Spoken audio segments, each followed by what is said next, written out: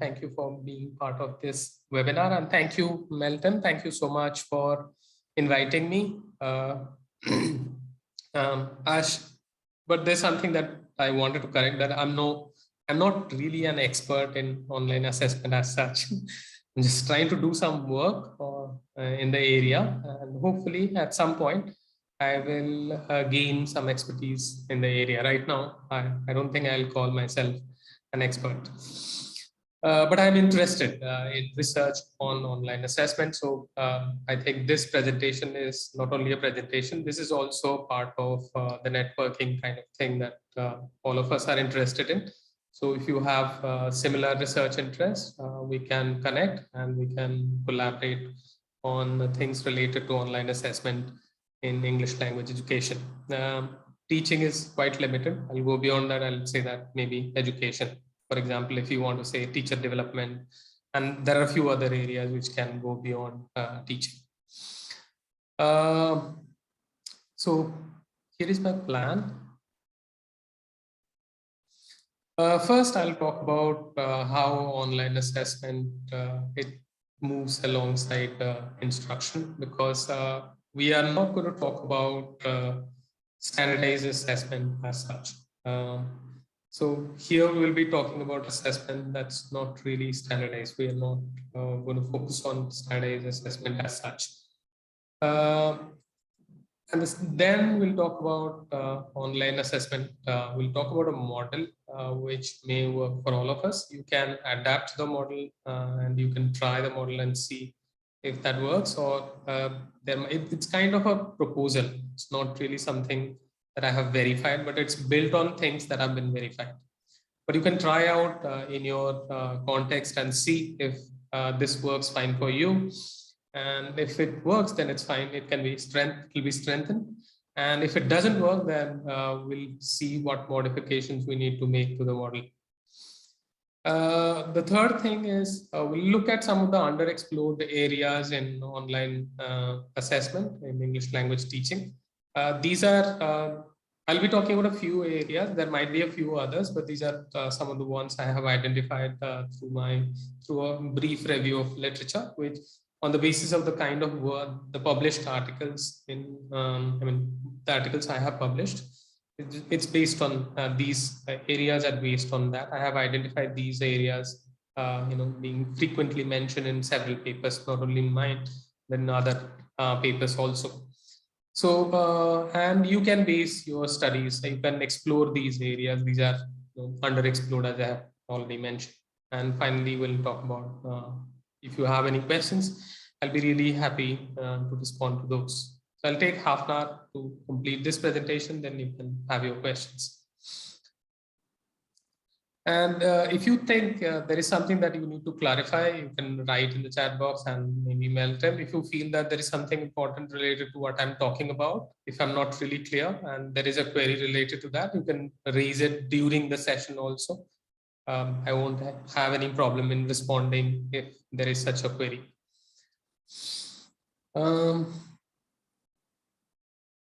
So I thought, what should I call it? Should I call it online assessment or online formative assessment or online classroom-based assessment? Whichever you call it, because for me, they mean more or less the same. I'm not looking at standardized assessment as such, because it's kind of a different kind of research area, and not people who are more of teachers than core researchers in standardized assessment.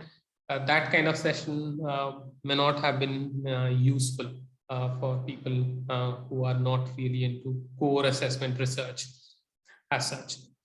So we'll be talking about classroom-based assessment in online mode. This is what our focus will be. So this is kind of delimiting the scope of this presentation in the beginning, so that we are sure about what we are doing, and there is something that all of us can relate to, and all of us can research, all of us can explore.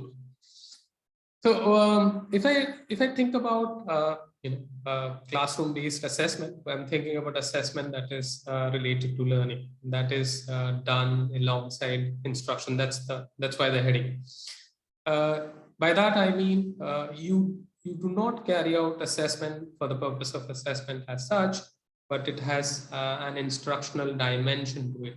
Means when you are assessing, you are the usual difference between the tasks. Okay, when you are using an assessment task or when you are using an instructional task, there is essentially a difference. And if you are familiar with assessment literature, you know that Bachman and Palmer in 1996 talked about this thing, the two types of tasks and how they are different.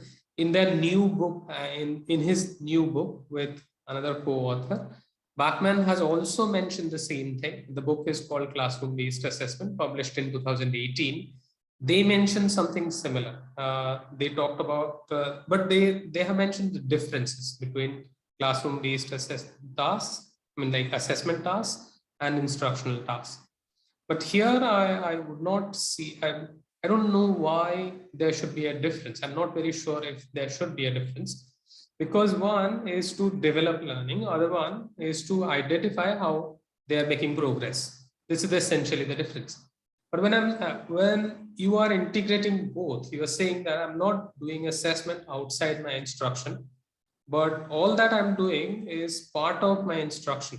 So when you are trying to find out how they are learning and what are the skills they find easy to learn and what are the skills they are able to master and the skills they are not able to learn and they find it hard to master, what you are doing in the process is identifying the areas they are doing well and also identifying at the same time areas in which they are not able to perform well. For example, if they are able to do well when it comes to identifying the gist of a passage, a reading passage, then they are able to do that well. But when you ask them to identify information that is not directly there, we call it inferential meaning of a piece of text, or finding a meaning which is not really there directly there in a text, there they struggle. When you are asking them to talk about the gist, they're able to do that, but they are not able to identify the inferential meaning of a certain, a question. They are not able to answer a question which requires them to identify the inferential meaning of a piece of text. So in that case, you know that this is where they're struggling. So you add more exercises or more activities, more tasks, so that they practice more and master the skill. If you are able to do that and you see how they're making progress, you are constantly watching, constantly observing, constantly making notes, constantly keeping track of how they're progressing. If you are able to do that, then you know that these are areas in which they're struggling and you need to put a little more effort.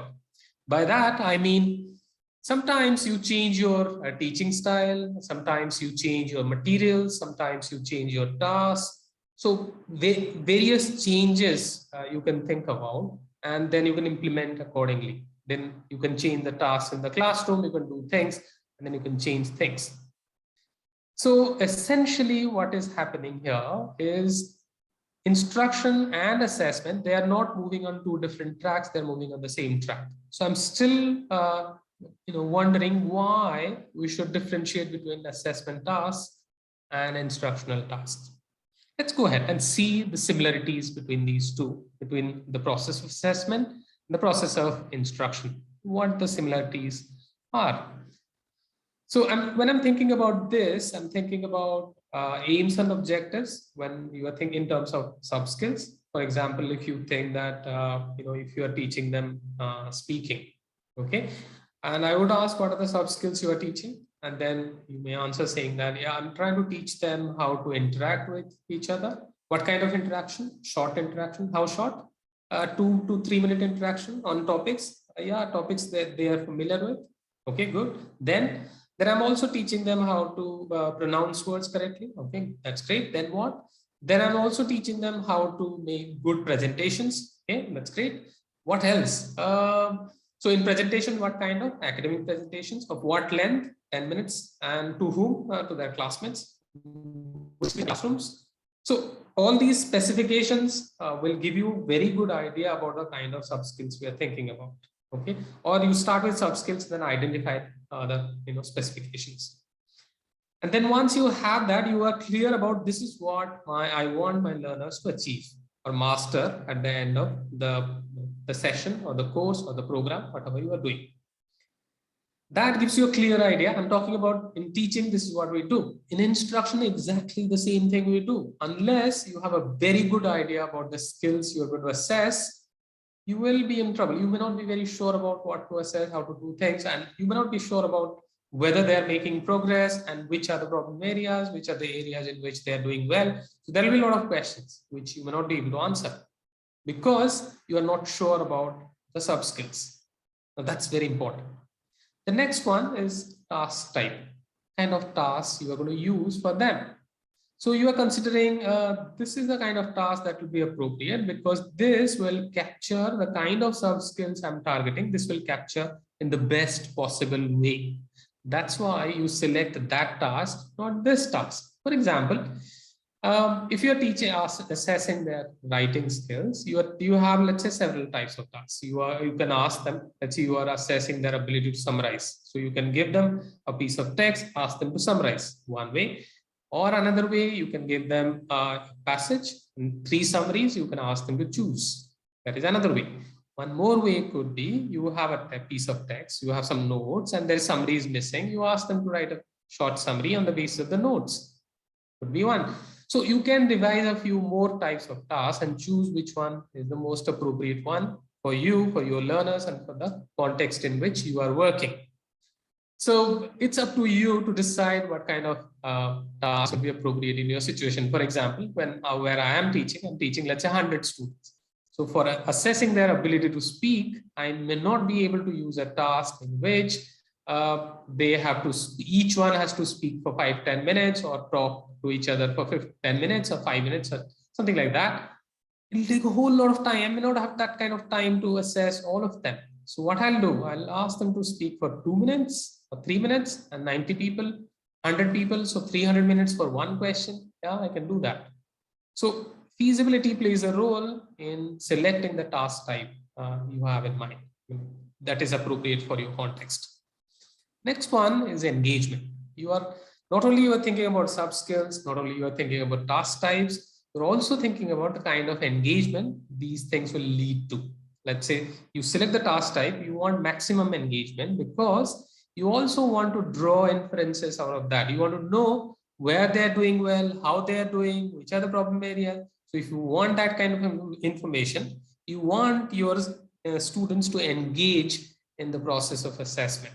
If they are engaged with the task, I mean, there is absolute engagement, then you get more information about their progress. You get to know more about how they're learning, how effectively or efficiently your classroom strategy is working, what are the changes you need to make. So you can draw more inferences.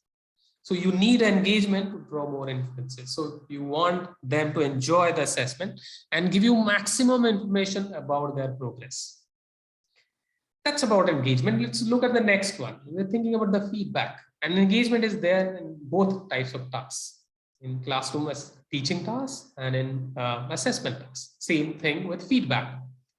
If you're teaching, you keep thinking about feedback, how to give them feedback on their writing, on their speaking, on their reading, listening, grammar, vocabulary, both skills and competence. So I'm thinking about when I talked about sub skills, just assuming that you also have in mind the components of language, vocabulary and grammar.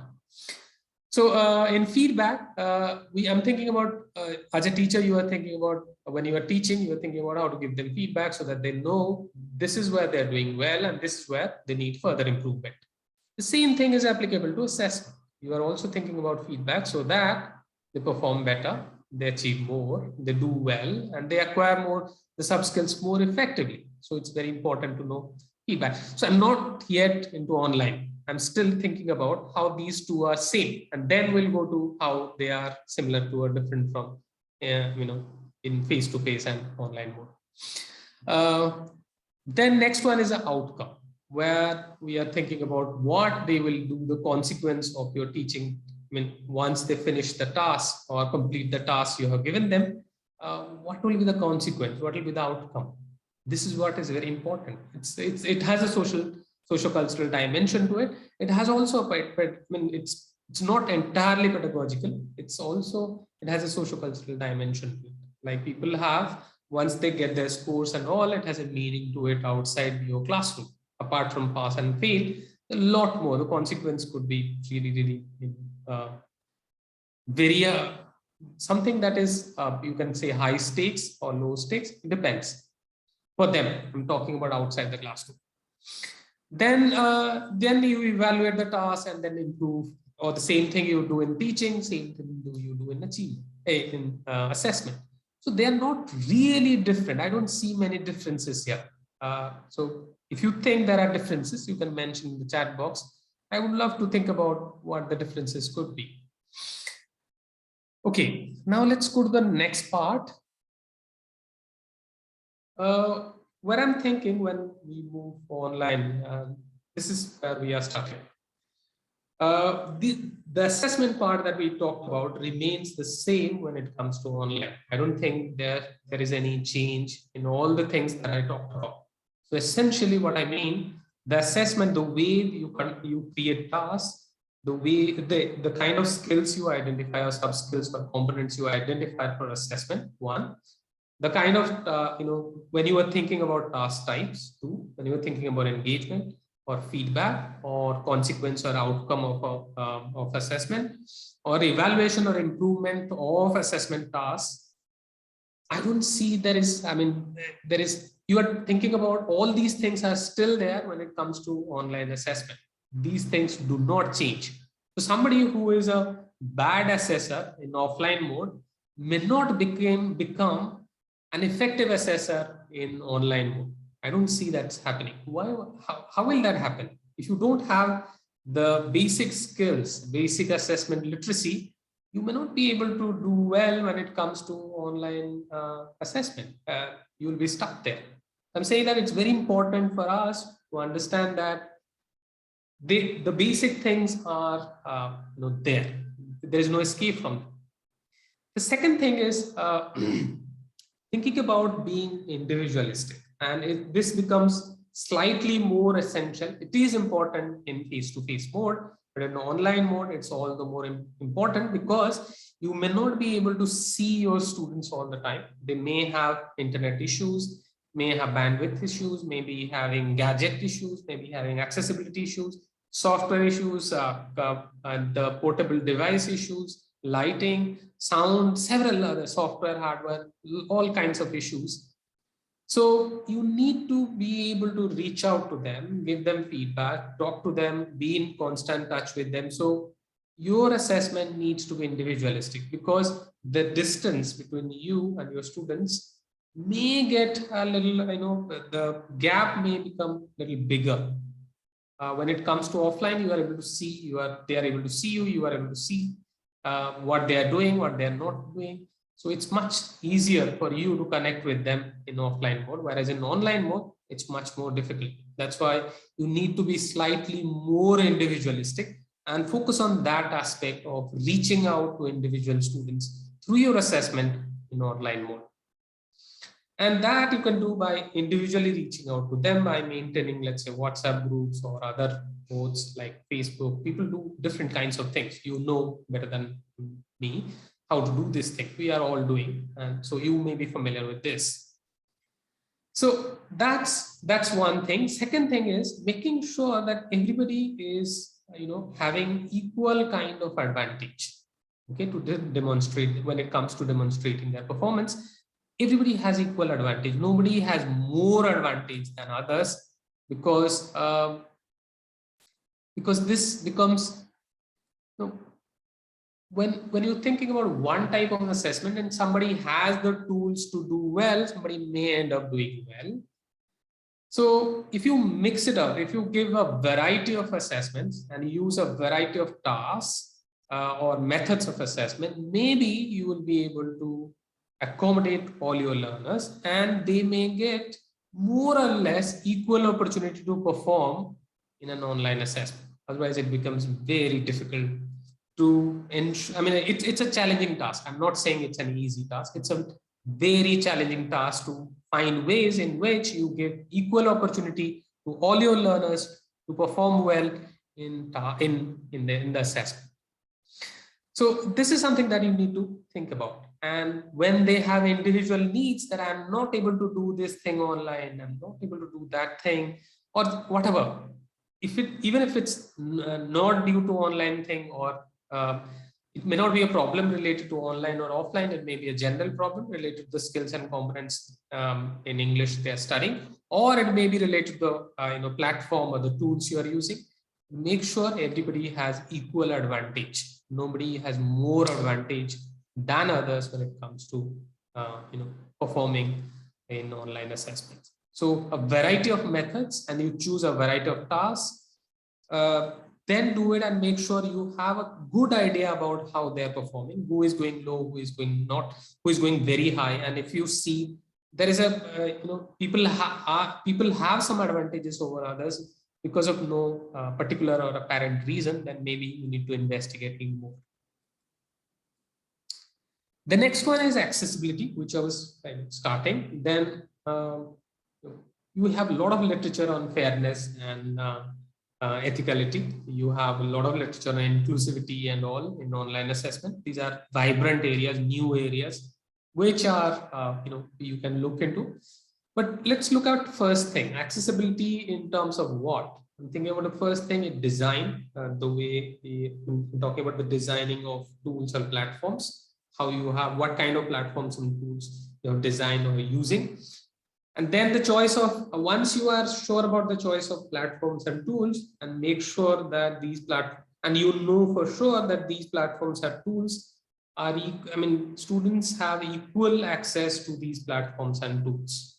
More or less equal, may not be exactly same access, but more or less equal access. If somebody has a serious disadvantage, you need to reconsider that. This is something a lot of teachers forget about. They don't really pay attention to because they go with maturity, which is more or less, it goes with the utilitarian view of assessment, which is slightly problematic. So let's move away from utilitarian view of assessment to something that is more fair, more ethical. Okay, something which is driven by the theory of justice. Just read Raul if you want, related to that. Raul theory of justice, which is pretty relevant here. Then you can choose one of these approaches. It can be tool driven or it can be content driven. In the sense, sorry, somebody is not muted. Could you mute it? Yeah, thank you. So it can be tool driven or content driven. In the sense, if it's tool driven, you are thinking about tool first, then thinking about what kind of assessment will be suitable, which is a seriously problematic or flawed way of carrying out your assessment. I have talked about it in one of my articles. You can look at it. Better way and much more effective, much more learner friendly or learning friendly way would be a content driven approach. When you are thinking about the skills, sub skills first, then thinking about what tools will be suitable, what tasks will be suitable, other things you are thinking about.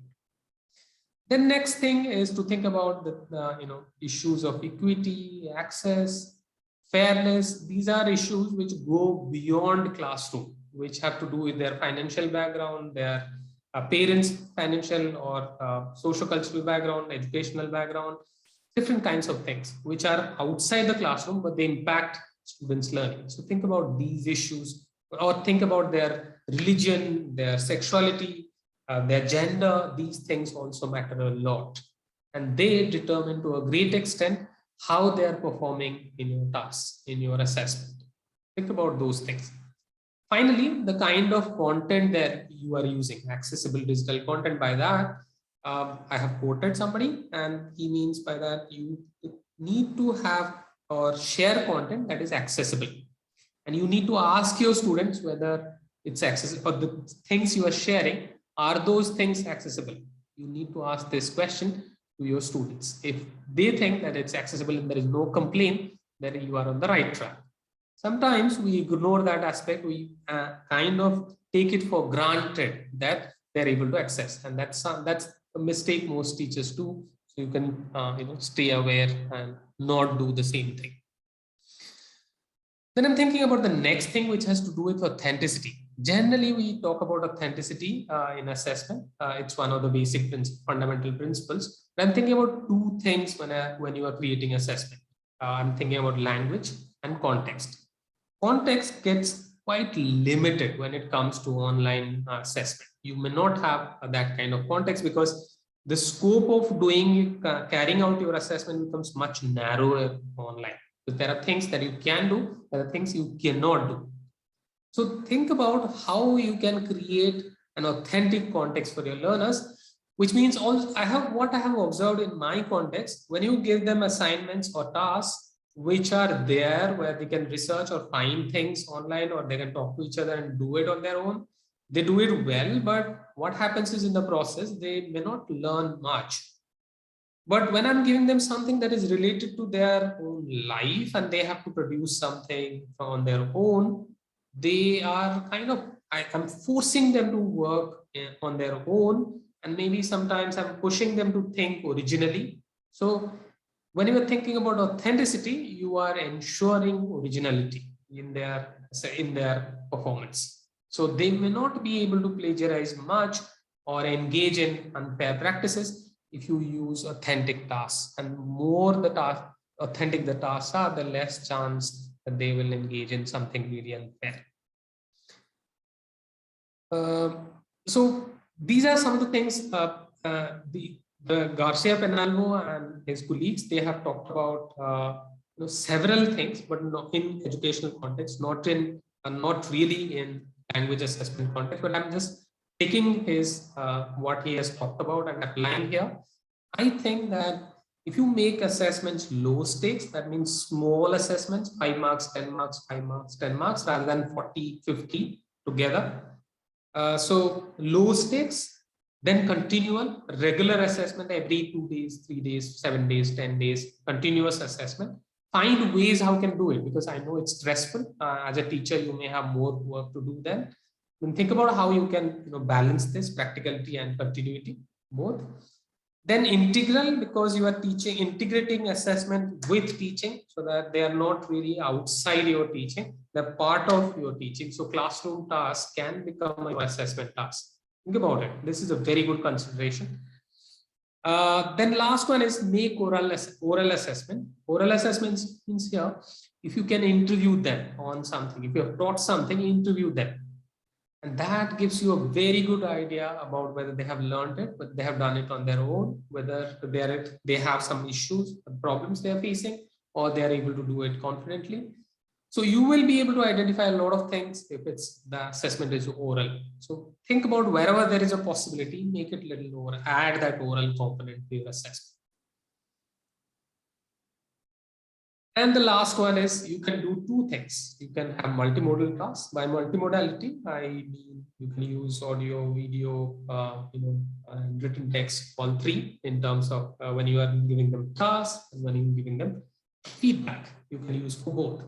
Multimodality helps because in online it's all the more important, because student engagement is the constant focus on screen may tire them out. Maybe may lead to lower motivation. It may lead to kind of alienation, digital alienation, some kind of digital alienation, and some kind of a world where there is nobody, just you and your light, your air conditioner, and you are alone in the room, and that becomes pretty lonely, and they may lose interest. So multimodality may improve their attention span, may engage them a little more, and may make them a little interested in what you are doing.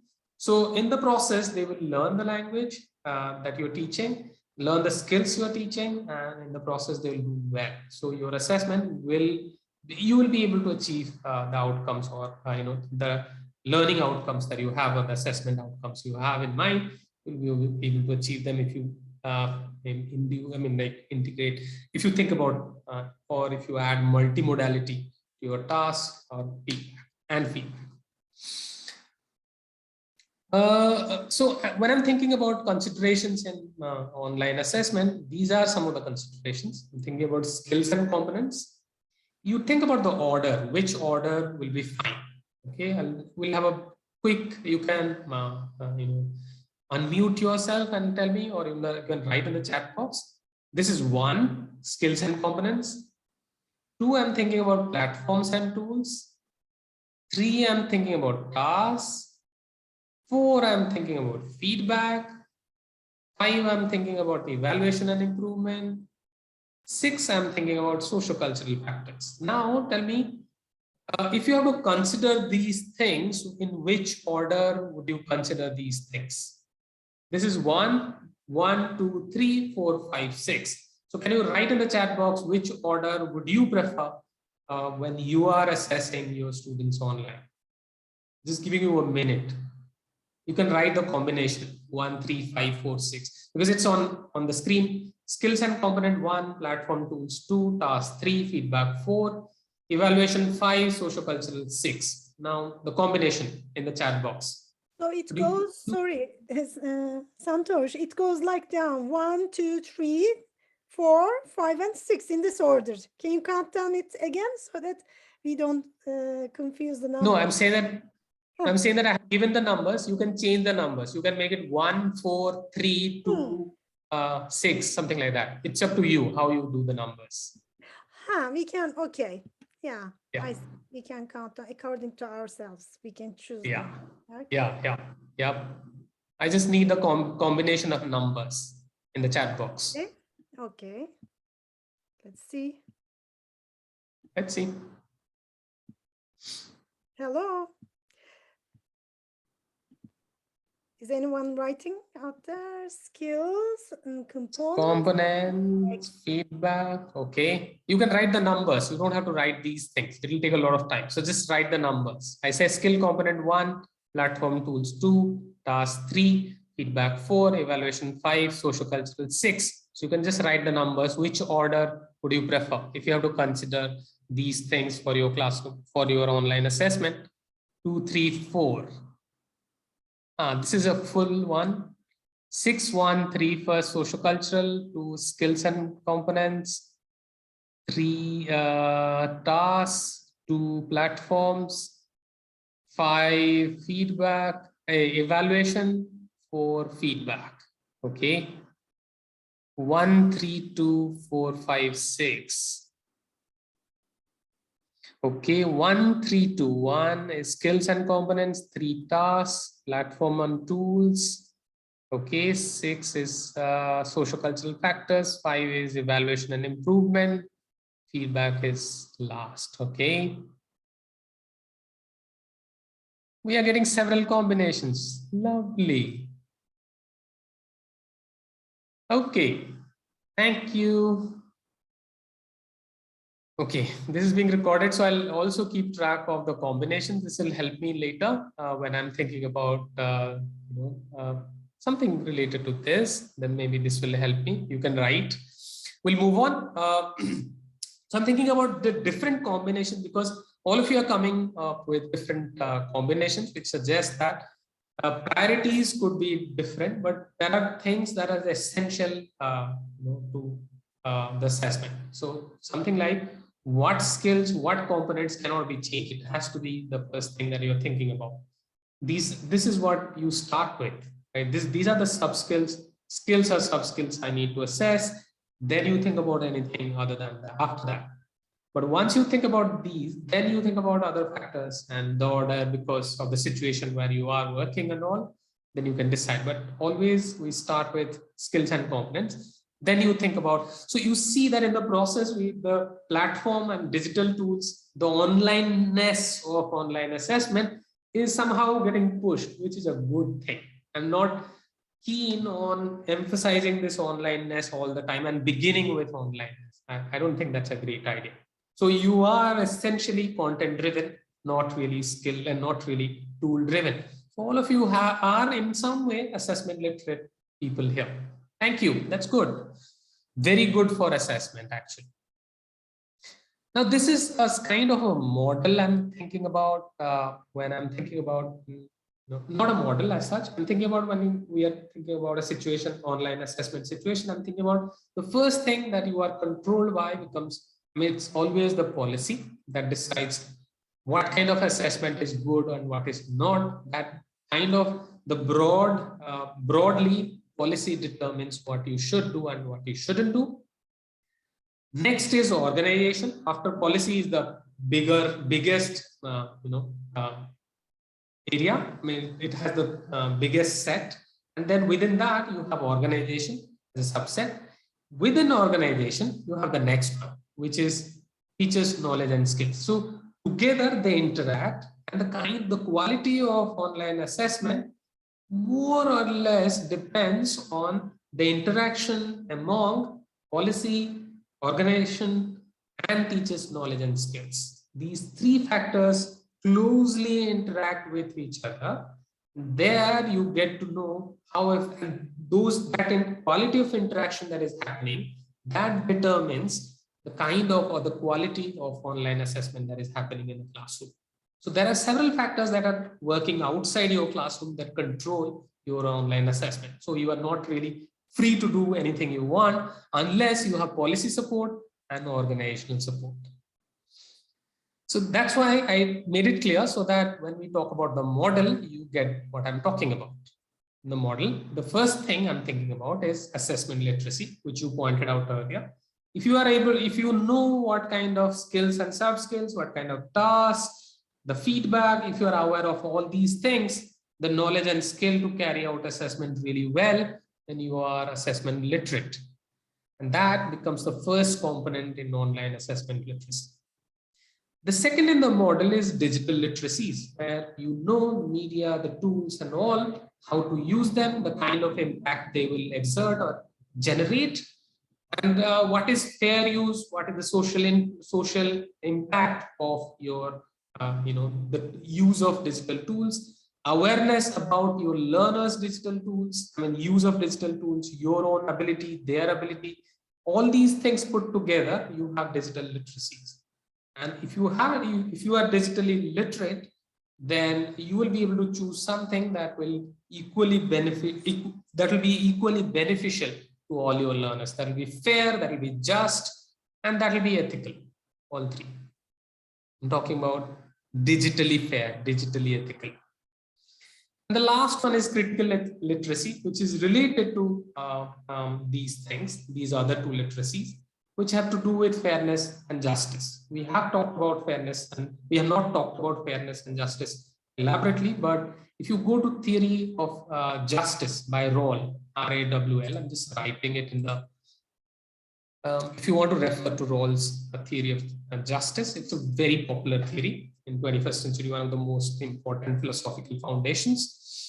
So this theory of justice actually can drive the kind of critical outlook you have, and you can choose your assessment accordingly, which makes it not only inclusive, not only fair, but also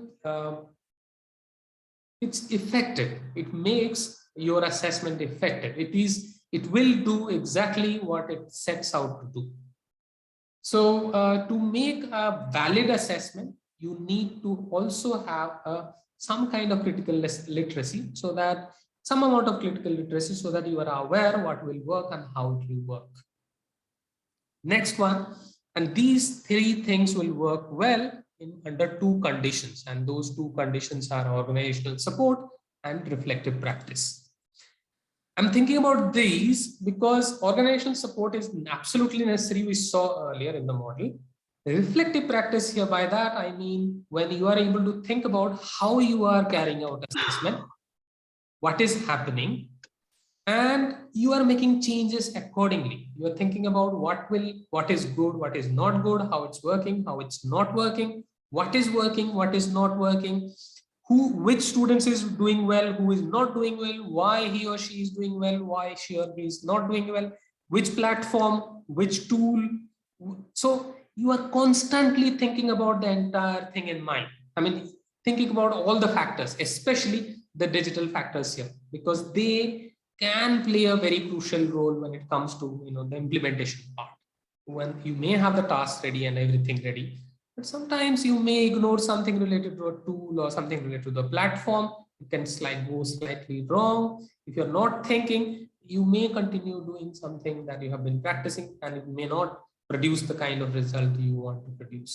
So it's very important to reflect on what you have and making appropriate changes. Reflective practice not only involves thinking about what you are doing, but also taking appropriate action.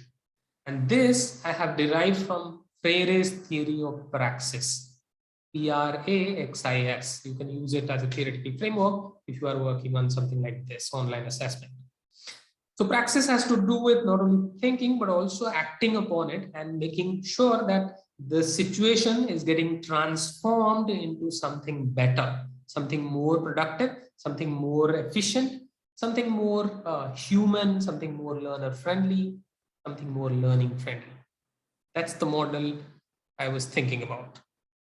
That almost brings us to the last part of the presentation, which is, this is the only slide I have. Meltem, I'll take just 4 or 5 minutes. I think that'll be okay. Yeah, that's okay. Oseki, there are some questions arrived in the chat box. We have to answer them as well. So if Okay. 5 minutes, okay, that would be fine. Still fine. Yeah. Thank you. I'm sorry, I just stretched it a little further, but I'm really sorry. Okay. So the first of the underexplored areas that I have found here is, first one is, I'm thinking about the balance between efficiency and effectiveness. Efficiency has to do with being productive, spending less time and doing more work. Effectiveness has to do with what you set out to do, whether you are able to achieve your goal. So whether you can balance these things and how you can balance and what kind of impact balancing efficiency and effectiveness on online assessment. This is something very kind of almost unexplored area. I have not seen any paper on this balance between efficiency and effectiveness, something you can start working from tomorrow, because there is nothing on this topic as such. I've not found anything. I searched, but I didn't find anything. The next one is something I'm thinking about right now. I may start working. If you are interested or if you have worked on assessment literacy, something we can work on is measuring language teachers' online assessment literacy, something which is not really explored properly. And this is something that we can explore.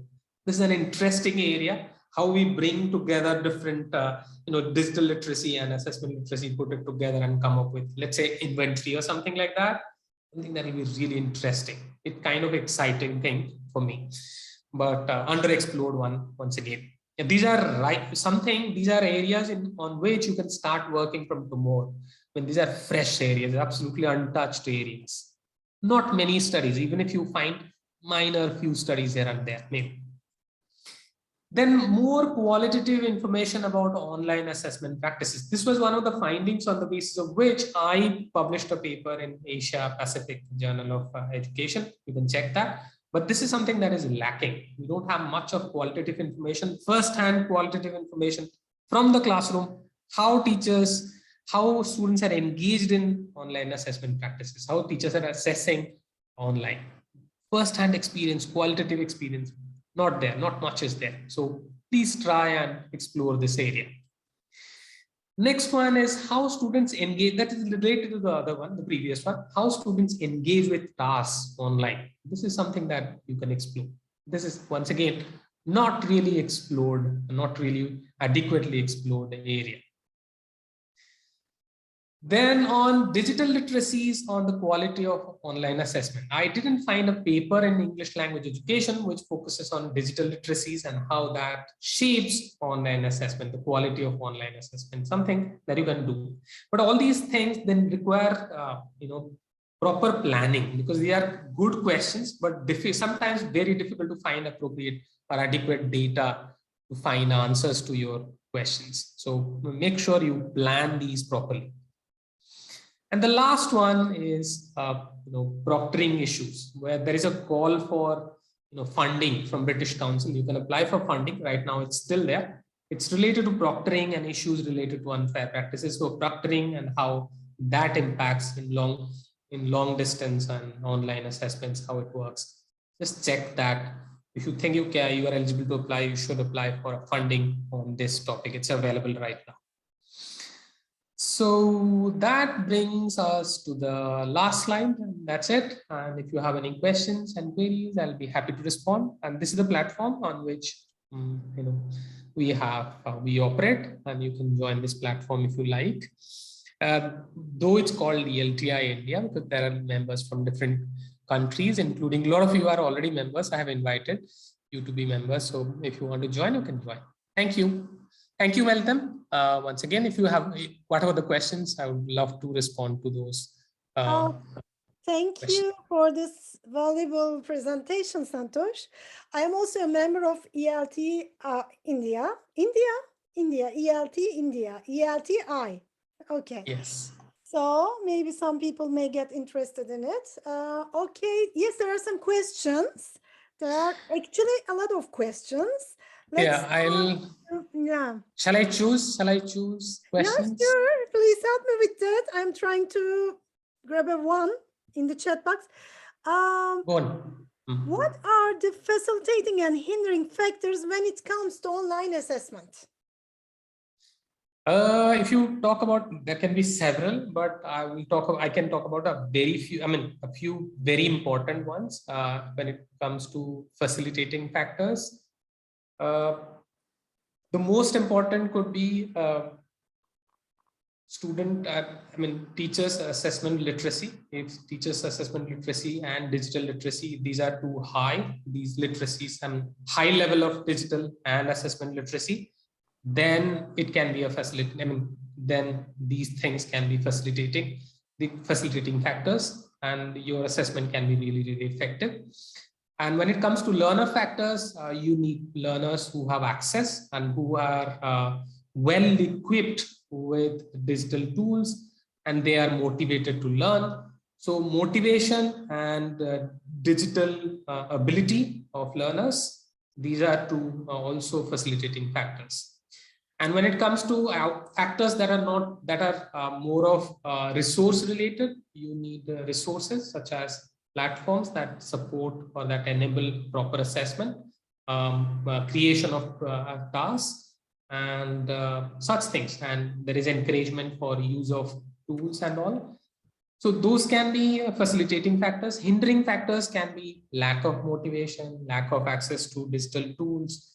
Same thing, all those factors that I talked about, like lack of digital literacy and assessment literacy on the part of teachers, and an unsupportive organization or management, and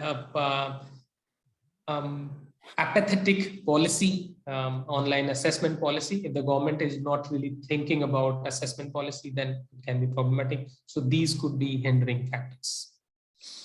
Okay, then there are some other. May I ask my question? I have a question. May I? Yeah, sure. Now you are trying to find another. Okay, what are the types of online assessment tools based on constructivist learning approach? There are some tools for active, it is for active learning. So how do we assess those students? Yes. Yeah, from a constructivist perspective, I'm thinking about when we think about constructivism, we are thinking about our students engaging in interaction, engaging in dialogue and interacting. There is exchange. So these things can happen through things like e-portfolio assessment. You are an expert on this, and I think Ahmad has also done some work. I have cited both of you. So yeah, one thing can be e-portfolio assessment, where learners have the scope of assessing carrying out self-evaluation, peer evaluation, and engaging in group-based projects also can be constructivist in nature. Engaging in pair interaction tasks can be constructivist in nature. And then,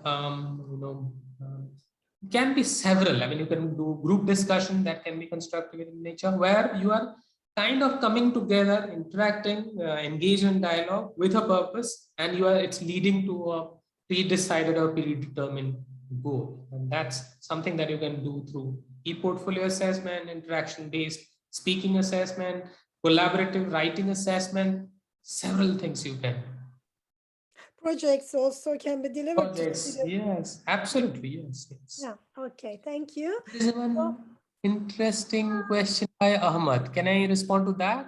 yeah, sure. Choose. How What's your can question? teachers control malpractice in online assessment? Yeah. Yeah, this is an interesting question. So you can control malpractice. I talked about it. You can use low stake assessment tasks. That means you can give 5%, 10%, 10%, and keep changing the kind of tasks you are doing, and bring authentic context to the task, so that they have more of their like opinion based things and things related to what they are doing in real life. If you bring more of that, and not use the tasks that are already used. So do not use already used tasks. Avoid as much as you can. Two, three, do not use ready-made tasks from online or any book or anything. Create original tasks. There is one more way of reducing malpractice or reducing unfair means. Students using unfair means, you can reduce that. Also, you can what you can do is to encourage, reward people who are doing original work. So you say that people who are original will be rewarded. If you constantly emphasize, probably a lot of people will be original in their approach. There is one more question by Yasar Utstun. As a teacher, how can I ensure reliability in my online assessment practices? You can ensure reliability if you are the only teacher. You can create rubrics, discuss the rubrics with your students, tell them clearly what you expect from them, what kind of performance expectation you have. Clearly describe the performance expectation in their own language, share with them, discuss with them, use the rubrics in the classroom when you are doing the task, when they are performing tasks, ask them to self-assess using the rubrics. And then later when you are assessing, that will ensure reliability in the sense you can grade them properly. But if you are multiple raters, you are using 2 scorers or 3 scorers for the same task, probably you need to sit together, take 2 or 3 tasks, assess them with the help of rubrics, match with each other why you have given them the scores, explain to each other, and then finally make sure that all of us, we are on the same page and we understand all the levels really well, and then you move on and start correcting papers and assigning them scores. Then I think it can be more reliable. But reliability may not be a major concern as such if you, if there are not too many, more than one teacher involved in the same task kind of thing. But yeah, rubrics are important. You cannot run away from rubrics.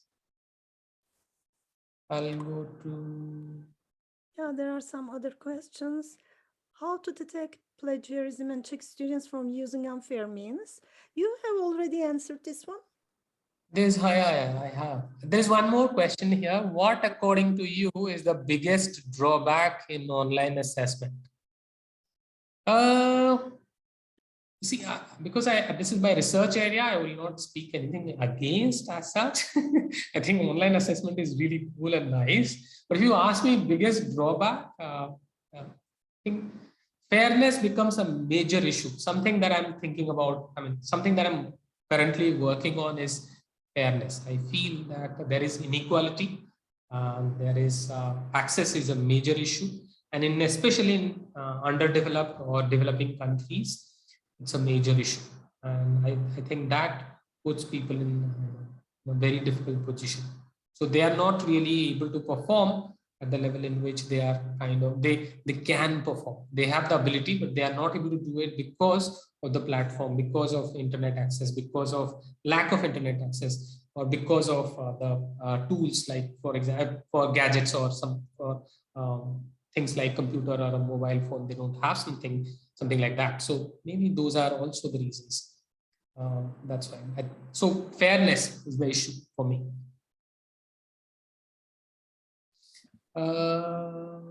Any other question? Which is more reliable according to you, synchronous or asynchronous assessment? I think I will go with synchronous, more reliable in the sense I think that you need to give me a little more information on the kind of assessment you have in mind. But if you're thinking about which kind of assessment will be more valid, and then you think about reliability, I think synchronous will be slightly better in the sense, but it depends on the kind of task you're doing. For example, if you're doing a presentation task, you can always do a presentation task online, directly live, and you can read, but also you can give them chance to go back, work on it. That means they are improving their skills really well. Whereas in this case, you may get it's a good view, I mean, good idea about how they're performing at some point. But there might be anxiety, there might be internet factors, there may be other factors which may impact their performance, which may not be the case when it comes to asynchronous assessment. So in some cases, synchronous works well. In some other cases, asynchronous works better. So yeah, I'll leave it there. Santosh, this question arrived 2 times, so I want to read that. Yeah, please go. Should we change our pedagogy, teaching methods as per the students' needs, their learning skills and levels of understanding? Or we should follow a particular teaching method which we think will be better for our students? I think there is a clear answer in your question, in the sense that when we start teaching a group of students, if we are not really familiar with our students and their socio-cultural backgrounds, we always start with an assumption. The assumption is that all the students are able to, I mean, this is something that will work for my students. So you, as a teacher, you know what will work for your students. You start with that. Later, once you start teaching and once you start using tasks, you discover that there are things that are working with my learners and there are things that are not working with my learners. So accordingly, you make changes. You make slow improvements and changes, and then accordingly you progress. So yeah, you start with an assumption. Later, you go with what students need. Okay. Is there any question missing? Or is there anyone who wants to ask now? We can, yeah, we can mute on and somebody, if they want, can ask. Is there anyone? They say thank you for answering our questions. You can, yes, hold up your hands if you like, and you can ask your question. We are about to finish. Yes. Nobody? Is there any question missing? Just checking. Thank you. They say thank you for this presentation. Thank you very much for this informative presentation. So it seems like nobody. That's it. Would you like to? No? Okay. Yes, sir. Yes, Santosh. Yeah, I think, thank you. Thank you Yes, for inviting me. I think that's it. Yeah, thank you for this presentation. Thank you for being with us. Thank you for your efforts, dear Santosh. We were pleased to welcome you here. And if you want to work with the other researchers, you are already a member of Latin group. And Sena says thanks for your efforts. Thank you for participating in this webinar. I'm talking to all the participants. Thanks for being with us. Okay. See you at another webinar in next week. Bye-bye then. Santosh. Don't leave. Bye-bye. Bye-bye. Just a few minutes. Wait, just a few minutes. Yes. Bye.